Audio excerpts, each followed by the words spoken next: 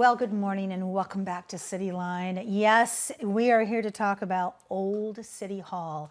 I drive by Old City Hall and I think about when Pierce County AIDS Foundation had their office in the bottom of it.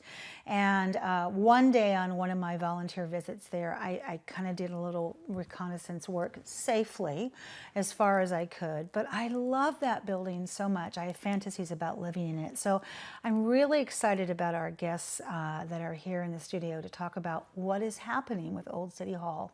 So please join me in welcoming Elly, say it for me. Walkowiak. Walkowiak. I am so sorry. It's the first time in 10 years I've actually blanked a last name, Walkowiak. You are the Assistant Director for the Community and Economic Development for the City of Tacoma. Welcome, Miss Elly. Thank you so much. Good to have you back in here. Reuben McKnight, my neighbor on Vashon. Got your name right. Historic Preservation Officer for the City of Tacoma. Welcome, my dear. Thank you. It's good to have you here too. Both of you are so darn busy that I just thank you for your valuable time. So first off, let's talk about this Old City Hall, because again, now that we can get online and we can see the tour of it, thanks to many tourist groups who go in there with GoCams, it's on everybody's lips. So Reuben, the city has issued what we would call a request for proposal. We're going to call it an RFP from this point on for renovation. So first off, let's hear about the history of the building, when it was constructed, and then what uses it's had over time and how it's been occupied. Sure. Well, so Old City Hall was built in 1892. Wow. And so it is quite old. It is one of our older buildings downtown. It's in the north end of downtown in what we call the Old City Hall Historic District. It was sort of the civic center and governance center for the city of Tacoma way back when. And it housed the city offices, the mayor's office, city council, courts, the Tacoma Library was in there, the jail.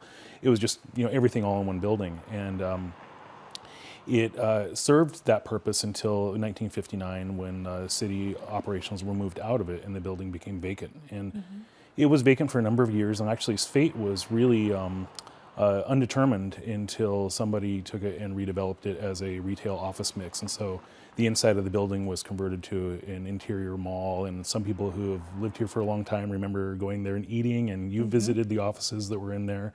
Those offices, yeah. And that persisted all the way up until the 2000s, when the building was purchased for a condo conversion that didn't happen. And so since that time, it's been looking for a use, and so we're hoping to find one here soon. So this may seem like just such a benign question, but in your opinion, why is it an important building for the city of Tacoma and its residents? Because we're known for our historic buildings here, so why is this one any more special? Well, I'll give a personal example first. When I first came to Tacoma, I was driving around looking at the buildings, trying to get a sense of the city. And I drove up Pacific, and that one was the one that captured my eye. I said, wow, look at that building. Nobody has a building like that, especially around here. I mean, it's such an iconic building. The architecture of it is just amazing. It's exuberant. It has so much detail on it, the copper cornices and everything. It's a really iconic building for the identity of the city of Tacoma. It was our first city landmark. Oh. It was one of the first big preservation fights. What's going to happen to Old City Hall? Should we tear it down? Oh, yeah. Should we keep it, or should we tear it down? And so it really, I think, is central to the identity, especially the urban core of Tacoma. And so in that way, I think it's unique, it's important, it's symbolic, and just honest architecture alone, I think, is worthy of preservation. It's a really important building. It is, well said. So Elly, what kind of renovations has the city made to this building since 2015? The city acquired the building on June 19th of 2015, so that's almost 3 years ago. Yeah. And so it had code enforcement issues at the time, and so we didn't really know what the ultimate use would be, and so what we did is shore it up. There was a leak in the northwest corner of the roof, so we fixed that. There were bricks around the window arches that had the chance of falling down, so we shored those up, and then the cornices, some of the plaster was falling, and so we put a net underneath that to hold it until it could actually be redeveloped for the long-term use. Yeah, so it really did shore it up because there's nothing, I think, more vulnerable than a vacant building. And especially given some of the hard winters we've had around here. So what is it the city wants to accomplish with this request for proposal? The city wants to finally find its long-term home for it, to be synergistic with the uses that are around there. When you look at that neighborhood, there's already such vibrancy. There is. With offices, with residential, with entertainment uses, and anyone that drives by there now that sees finally the McMenamins Entertainment Center being constructed and it'll be open next spring. And so we're so excited about all of those possibilities. Tacoma, in fact, is in one of its grandest states economically for the current time frame that we're in, and we're seeing unprecedented growth. Yes, we are. So it has that ability to finally land well and really be that contributing force to community life as it once was. So in your opinion, what is the market potential for its adaptive reuse? The market potential is really outstanding. Right now, Tacoma has over $1 billion of new investment that are happening in and around the downtown and its environs. And this is unprecedented. We're seeing it coming from all different sectors. It's coming in the multifamily, residential sector. So many people are moving into Tacoma. Our growth is phenomenal from a population standpoint. We're seeing office expansions. We are seeing the industrial sector rise. 4 million square feet is being built, and we hadn't seen that in such a long, long time. The port's growing. So there's so many different areas. Even looking at more restaurants are being recruited from both internally to the city and externally from the north and central and south sounds. So they're all different types of projects that are occurring in the city. And so it is a great time to actually look to see, can it be a residential project? Can it be an office development? Can it be an entertainment center? It can be anything. Its fate remains. It is. To be named. And somebody, we're just waiting for that one person who sees all that potential to just snag it up. So when we look at it that way, Reuben, let's talk about what about parking in terms of this structure? It has no parking associated with it. Is that a deterrent, or is that a chance to think outside the box? I would say it's a chance to think outside the box. I mean, there is parking downtown. There's parking, pay parking across the street. There's 2 private lots across the street. There's the North Park Garage just south of 9th Street.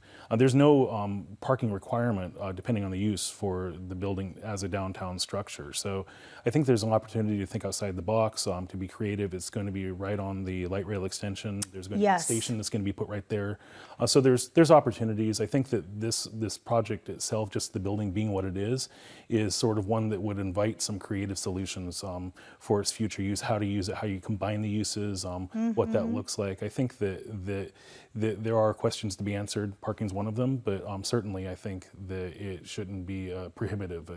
There's opportunities to put your cars places. See, my question would be, what corner unit do I want? What kind of view do I want? And which bus do I take down to the Dome?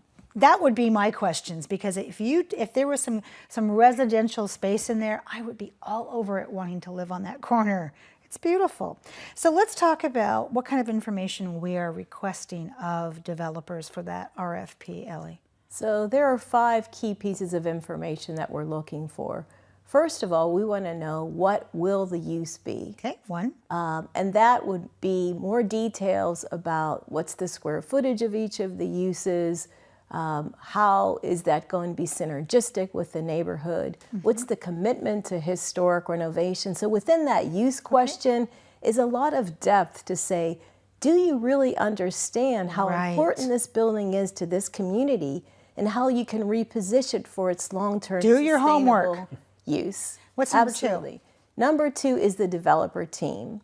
And that is the combination of the wherewithal of the developer, the experience that they've had, who their team is in terms of their architects and engineers, and their experience in actually doing historic renovation, because it is very complicated. Yes. Takes a special skill. Look at the Elk building. What's number 3? Number 3 is the financing plan. How are you going to make this an economic reality? How are you going to find the sources of funds to get it done? And how are you going to keep it economically viable? Thank you, because we don't want someone saying yes and then running out of town when they run out of money. What's 4? Absolutely. Number 4 is the schedule. How quickly are you going to bring this to market? And then the 5th one, I'll jump ahead here. Go ahead. Is what do you need from the city and others to make this project successful? Because someone can propose something amazing, but there could be other things that as part of the negotiation, we as a city or as a community cannot actually assist with. And so we want to know that up front before we actually go down that negotiation path. All right. Last few minutes. Reuben, when is this proposal due? This proposal is going to be a birthday present to me. When is your birthday? July 31st. All right. 5 there p.m. it is. I was not born at 5 p.m., but But by 5 p.m., you want the gift on your desk, July 31st, in your email box. Elly's. Elly's, there we go. Lastly, you've said so much about the process of selecting a developer. Will the citizens have any input on this, Reuben? Well, I believe that the RFP process, when they come in for the evaluation of proposals, will be done by a panel. And Elly, you can add to this if. Oh, yeah. Okay. So actually, we're almost out of time. So I know we have websites. So it'll be, we'll expect all the proposals on July 31st. Okay. We will have 30 days as a city to get back to the developers, read through the proposals, score them, interview them. All right. And then make our recommendation to the city manager. Perfect. Thank you both for being here today, for shedding some light on this beautiful building and the process. And I want to invite you back after Reuben's birthday, and I want to talk about what landed on your desk and what it looks like. Is it a date?